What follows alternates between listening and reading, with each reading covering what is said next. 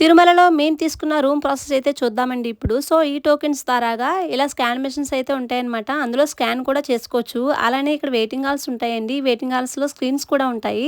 Screen ద్వారాగా చూసుకోవచ్చు. ఇంకా మనం ఇచ్చిన మొబైల్ నంబర్ ఉంటుంది కదా! అంటే రిజిస్టర్ నంబరు. దానికైతే ఇలా అలాట్‌మెంట్ మెసేజ్ అయితే వస్తుందనమాట. మాకైతే ఈ మెసేజ్ వచ్చేసిందండి. సో, ఈ మెసేజ్ ద్వారాగా ఈ రూట్ మ్యాప్‌ని తీసుకొని మనం అయితే ఎక్కడి నుంచి ఉన్నామో అక్కడి నుంచి అయితే మనకి రూట్ అయితే చూపిస్తుందనమాట.